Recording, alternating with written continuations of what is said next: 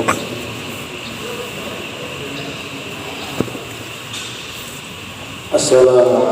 warahmatullahi wabarakatuh. Waalaikumsalam warahmatullahi wabarakatuh. Innal hamdalillah nahmaduhu wa nasta'inuhu wa nastaghfiruh wa nu'minu bihi wa natawakkalu alayhi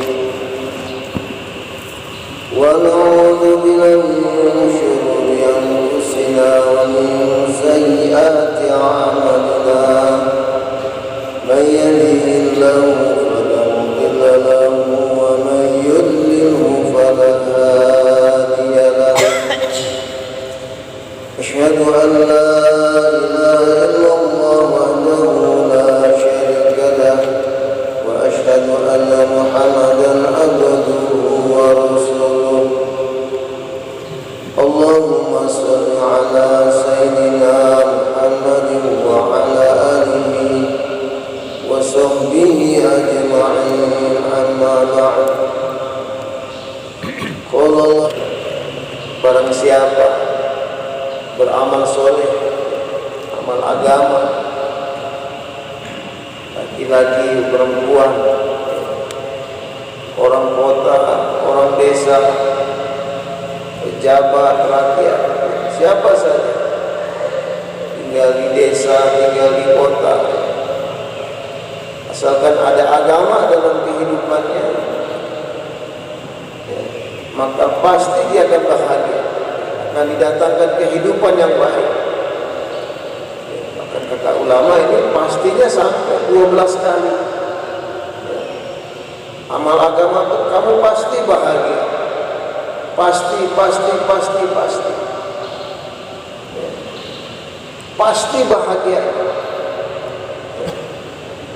pasti beruntung, berjaya.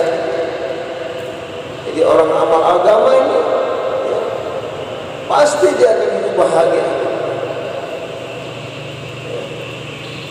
Kalau ada orang sini sedang amal agama kok belum bahagia, bukan agamanya yang salah,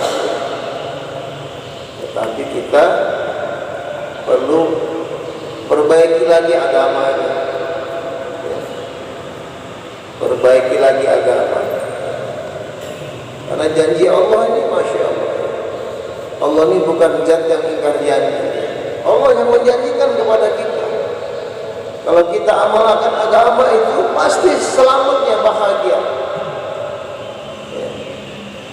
Tapi hadirin jemaah yang dirahmati Allah Subhanahu wa taala, kalau dikorek-korek, kita ini masih jauh yakin sama agama.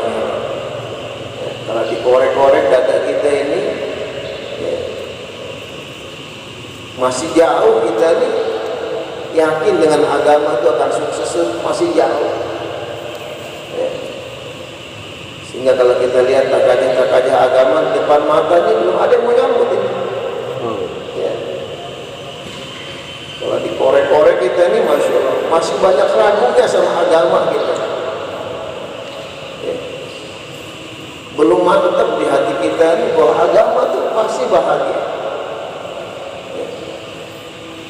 Agama itu perintah Allah.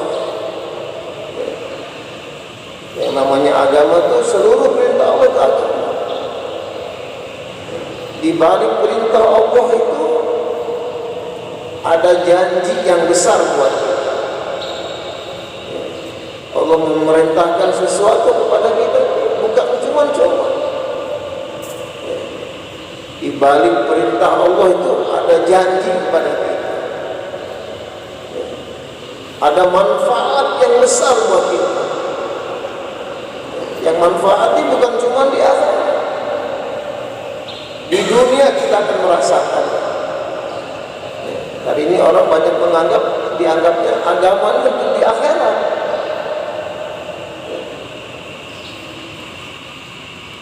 Di dunia ini bukan agama. Hari banyak orang menganggap agama itu di akhirat, sehingga nggak begitu semangat untuk usaha ini agama. hadirin jemaah yang dirahmati Allah Subhanahu wa taala, kita mesti tanamkan keyakinan di hati kita bahwa nggak ada jalan cara untuk sukses hidup kita ini,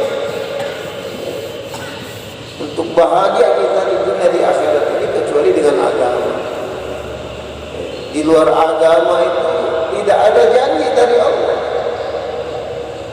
tidak ada janji sedikit pun kalau kita ini jadi penguasa, jadi raja, jadi pemimpin, akan bahagia. Tidak ada janji dari Allah. Kalau jadi orang kaya akan bahagia, sukses, tidak ada janji. Janji Allah bahagia itu kalau ada agama, wujud agama dalam kehidupan kita.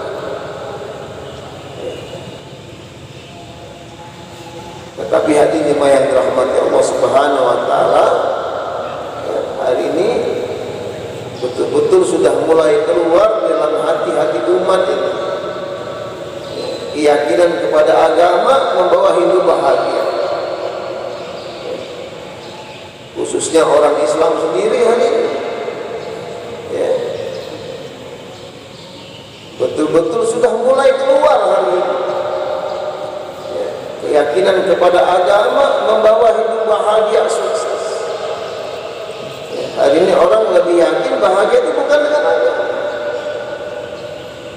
Orang hari ini lebih yakin bahagia itu dengan harta, dengan datangnya kebendaan. Sehingga hari ini kalau untuk usaha mendatangkan kebendaan, siap kepala jadi kaki, kaki jadi kepala hari ini. Siap berjemur di tengah sawah seharian, berjam-jam duduk di toko siap hari ini. Hari ini hadirin kita lihat, kalau sudah untuk urusan kebendaan, subhanallah, perhatiannya, keyakinannya, masya Allah. Kalau udah urusan kebendaan hari ini kita, ini satu bentuk bukti keyakinan kepada agama itu begitu lemah. Bahkan sudah mulai keluar di hati-hati ini umat hadirin. Maka hadirin jemaah yang dirahmati Allah Subhanahu wa taala, usaha yang terpenting itu adalah bagaimana datang di dalam hati kita ini keyakinan yang betul, keyakinan yang kuat kepada ini agama.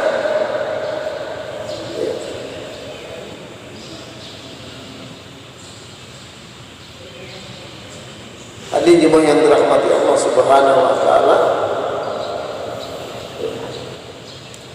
kita ini umatnya baginda Rasulullah sallallahu alaihi wasallam. Kita ini bukan sekedar diperintahkan bagaimana agama sempurna wujud dalam diri kita. Justru kita ini lebih ditekankan adalah untuk usahakan juga bagaimana orang lain juga wujud agama sempurna. Jadi kita umat Nabi ini bukan sekedar bagaimana agama sempurna datang dalam kehidupan kita, tapi kita juga punya tanggung jawab untuk usaha juga bagaimana mewujudkan agama di dalam kehidupan ini umat. Hadirin jemaah yang dirahmati Allah Subhanahu wa taala, Allah beri amanah tanggung jawab agama kepada kita ini bukan supaya kita ini jadi susah. Kita suruh berkorban, suruh berjuang, tinggalkan keluarga, istri, anak, bawa agama, kenalkan agama kepada umat, kenalkan umat kepada Allah. Ini bukan supaya kita ini jadi susah.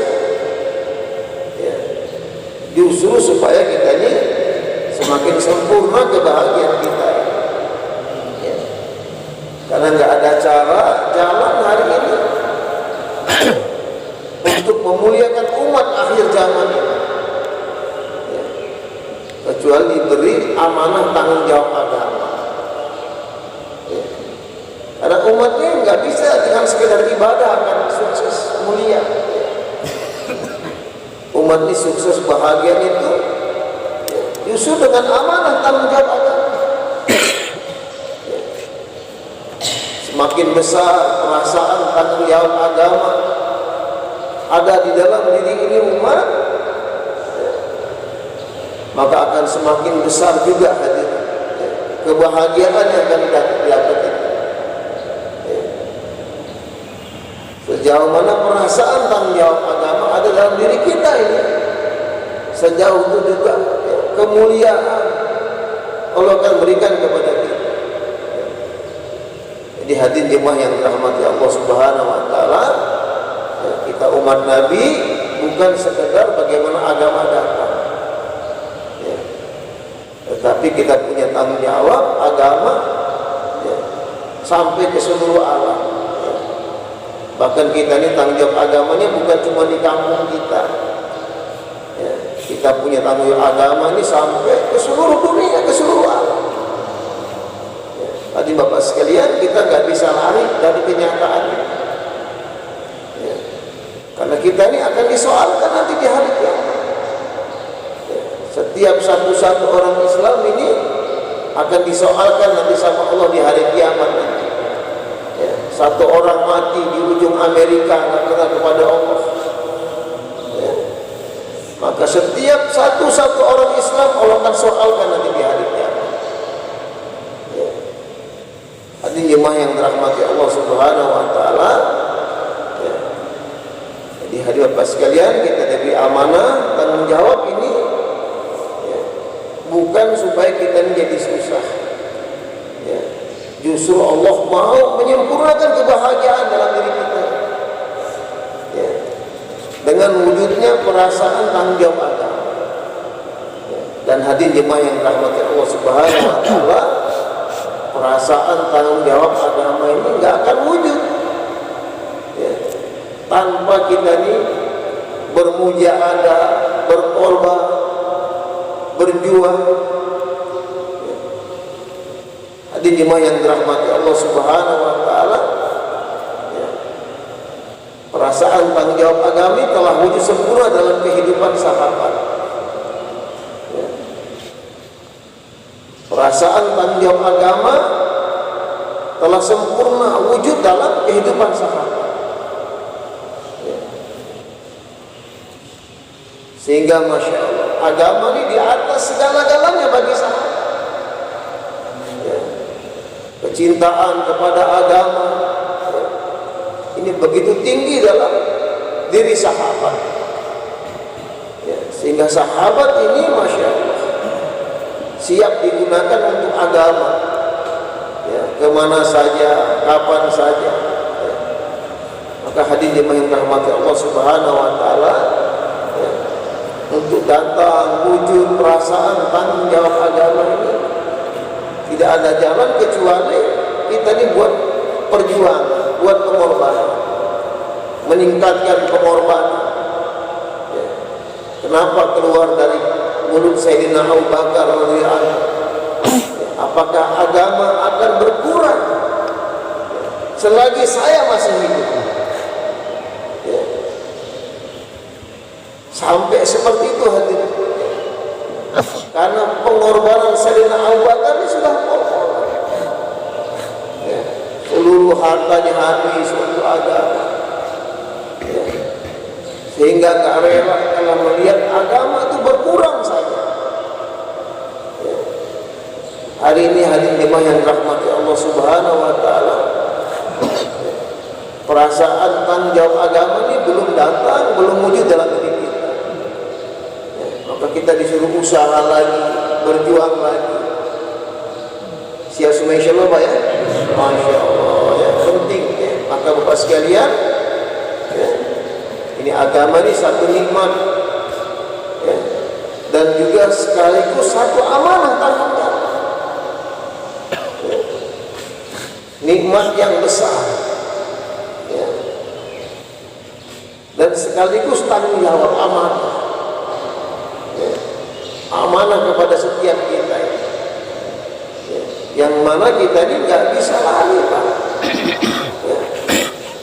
Pak, saya ini nggak paham dengan agama itu. Apa itu agama? Apa itu khuruj 4 bulan? Apa itu? Paham nggak paham, kita ini akan disoalkan nanti di hari kiamat sama Allah. Ya. Paham nggak paham? Ya. Allah kan soalkan kepada kita. Ya. Maka hadirin jemaah yang dirahmati Allah Subhanahu wa taala, kita bersyukur hari ini dipilih oleh Allah, dikenalkan oleh Allah dengan usaha agama, ya, usaha dakwah, ya. Usaha agama, usaha dakwah. Maka hadirin Bapak sekalian, ya, di dalam menjalankan usaha dakwah, usaha agama ini, ya, modal pertamanya adalah yakin yang benar, ya, yakin yang kuat, ya. Sehingga kalau kita buat usaha agama ini dilandasi yakin yang kuat, ya, maka kita akan ditolong oleh Allah, ya, kita akan dibantu oleh Allah, ya. Sahabat buat kerja agama dibantu sama Allah, ditolong oleh Allah, dimudahkan urusan sama Allah. Karena sahabat menjalankan kerja dakwah ini dengan penuh keyakinan, ya. Tidak ada keraguan di hati sahabat dengan usaha agama ini, ya. Hari ini kita Masya Allah, ya, belum begitu mantap, ya, dengan kerja agama ini, ya. Kalau usaha agama ini akan menyelesaikan masalah-masalah kita, ya, akan menyelesaikan seluruh masalah ekonomi kita, ya. Kata masa kita Maulana Iyas, yakin seperti apa yang harus ada dalam diri kita? Keyakinan kalau saya buat kerja agama ini, Allah akan selesaikan seluruh masalah saya, ya. Kalau saya buat usaha agama ini, Allah akan cukupkan keperluan saya, Allah akan selesaikan ekonomi saya. Ini harus ada di dalam diri kita, Pak. Di dalam setiap pekerja agama itu mesti ada keyakinan ini, sehingga kita itu kalau ditawarin tak aja agama nggak akan pernah mundur, ya. Suruh 4 bulan berangkat 4 bulan, ya. Kita ini jangan 4 bulan 3 hari bolong-bolong masih gitu, ya. Ini harus ada modal ini dalam hati kita, ya. Keyakinan kepada agama, ya. Keyakinan dengan kerja agama. Orang buat kerja agama nggak yakin, ya, dia akan merasakan manfaat kerja dia, ya. Nggak akan datang pertolongan Allah kepada dia, ya. Nusratul ghaibiyah nggak akan dia pernah tak nampak nanti, ya. Jadi hadirin jemaah yang dirahmati Allah Subhanahu wa taala, ya, penting ini modal kita, ya, di dalam menjalankan kerja agama, ya. Yakin yang benar, yakin yang kuat, yakin kalau kita ini ditolong oleh Allah, ya, dibantu oleh Allah, ya. Maka untuk datang yakin ini, Masya Allah, ya, kita mesti punya pengalaman yakin, pengalaman ditolong sama Allah, pengalaman dibantu sama Allah, diselesaikan masalahnya sama Allah, ya. Pengalaman dengan dakwah, ya. Di zaman Maulana Ilyas rahmatullah alaih, ya, ada satu orang datang kepada Maulana Ilyas, dia bawa air, mengadukan, ya Maulana, tolong tiupkan ini air Maulana, istri saya di rumah sedang sakit keras, ya, sudah bertahun-tahun, ya, nggak kunjung sembuh juga. Ya. Istrinya itu sudah ya, nggak bisa apa-apa, buang air besar, air kecil di atas kasur. Ya. Bahkan sudah sempat hampir separuh putus asa ini orang ini melihat kondisi istrinya ini. Ya. Yang mana ekonominya juga masya Allah. Akhirnya dia datang kepada Maulana Ilyas, minta tolong tiupkan ini air. Ya. Semua orang di India waktu itu ya, tahu bagaimana karomanya Maulana Ilyas itu. Ya, itu kalau orang sakit bawa air ditiupkan dengan izin Allah sakitnya sembuh. Ya. Kehebatan karomanya Maulana Ilyas rahmatullah alaihi. Tetapi hadirin bapak sekalian, Maulana Ilyas nggak mau tiup itu air. Ya. Maulana Ilyas nggak mau tiup air. Kata Maulana Ilyas, oh itu ada orang sedang jaulah, kamu ikut orang jaulah. Ya. Saya bukan mau jaulah Maulana, saya pengen kamu tiup air. Istri saya sedang sakit keras di rumah. Kamu berangkat ke sana itu, kata Maulana. Ya. Karena ketaatan kepada ulama, orang-orang India tertinggi di zaman itu,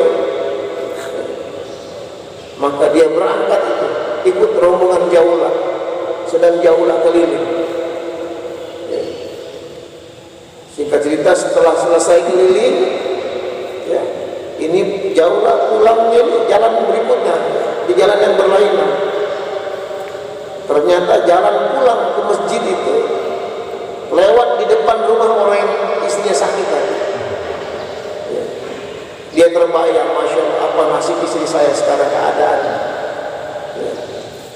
Ternyata ketika dia lewat di depan rumahnya, dia telah melihat istrinya sedang menyapu di depan rumahnya. La ilaha illallah. Ya. Dengan sekejap Allah selesaikan masalahnya. Ya. Langsung dia masya Allah, terima kasih sama Allah, ya Allah, alhamdulillah. Ya.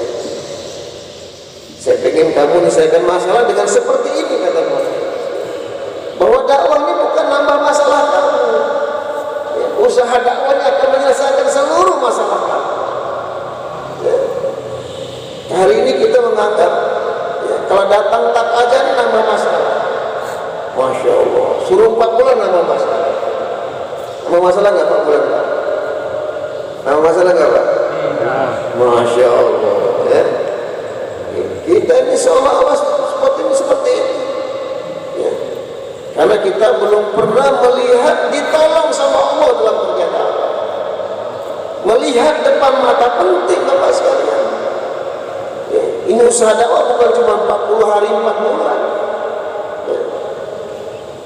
Target kerja dakwah ini masya Allah yakin sempurna datang kepada kita. Ya.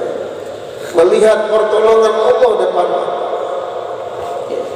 Sahabat buat kerja dakwah hari-hari melihat pertolongan Allah. Ya. Melihat nusratullah boleh biasa. Ya.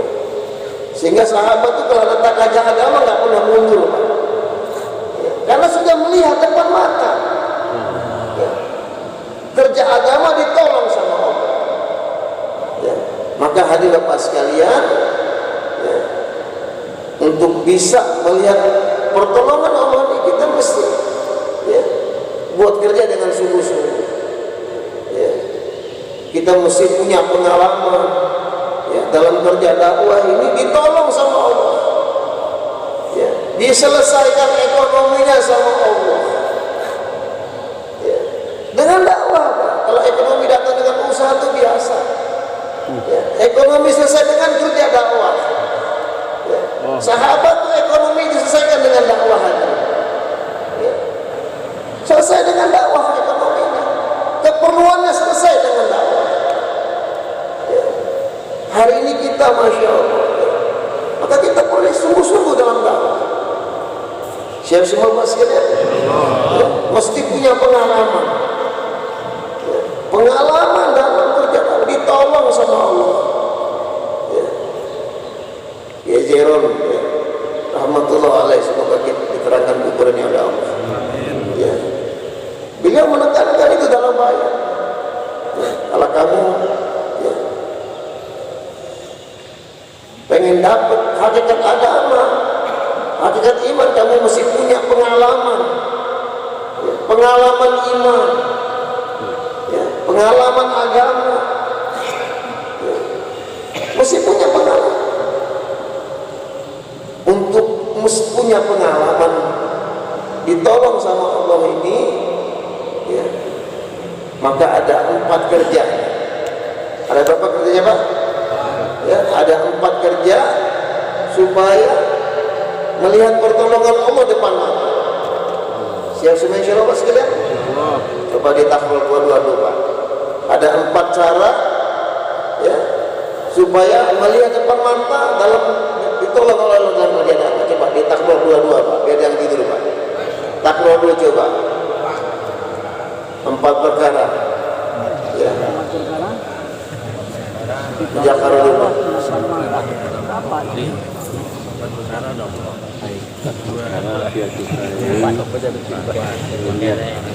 Masya Allah, cukup Pak. Alhamdulillah, Masya Allah. Cukup. Cukup, Masya Allah ya. Ada 4 cara, ya. Ini dikemas oleh masyayikh kita. Ya, kalau sahabat buat kerja dakwah ada Nabi. Ya, dibimbing sama Nabi dalam kerja dakwah. Ya, kita buat kerja dakwah dengan cara kita sendiri. Ya. Baru kita akan melihat nanti pertolongan Allah depan. Ya. Ada jemaah yang dirahmati Allah, yang pertama adalah kita ini menetapkan waktu dalam setiap amal kita. Menetapkan waktu dalam setiap amal kita. Ya. Nisab kita, ya. 3 hari, ya. 2,5 jam kita. Nisab tahunan kita, ya. Ditetapkan waktunya. Bisa dipahami Mas sekalian? Ditetapkan. Yang kedua adalah istiqomah. Istiqomah. Ya. Kalau 3 harinya minggu pertama, ya setiap minggu pertama keluar 3 hari. Ya. Setiap minggu pertama keluar 3 hari. Ya. Kalau misalnya Sa'ban 4 bulan, ya, nisab tahunannya setiap Sa'ban keluar 4 bulan. Ya. 2,5 jamnya pagi hari, buat 2,5 jam pagi hari. Ya. Istiqomah. Ketika kita memulai kerja seperti ini Pak, dengan tetapkan waktu istiqomah, maka Allah akan datangkan tarbiyah dalam diri kita. Ya. Tarbiyah ini bukan menyusahkan kita. Ya. Tarbiyah ini mau menaikkan derajat iman kita. Ya. Allah akan datangkan tarbiyah. Karena memang usaha dakwah ini sarana tarbiyah. Ya. Maulana Umar Parampuri sampaikan, ini usaha dakwah, kerja dakwah, sarana tarbiyah umat. Ya. Sarana tarbiyah umat untuk membentuk sifat-sifat di dalam diri ini umat. Ya. Untuk membentuk yakin di dalam diri ini. Ya. Siapa yang tarbiyah umat? Yang tarbiyah umat adalah Allah. Kapan Allah tarbiyah ini umat ini? Ya. Kalau umat ini buat kerja dakwah. Ya. Kalau umat ini buat kerja dakwah, ya. Tapi kerja dakwahnya Masya Allah ya, yang kita ikutin ya, para masyayikh kita, ulama-ulama kita. Ya. Siap semua insyaallah Pak ya. Tentu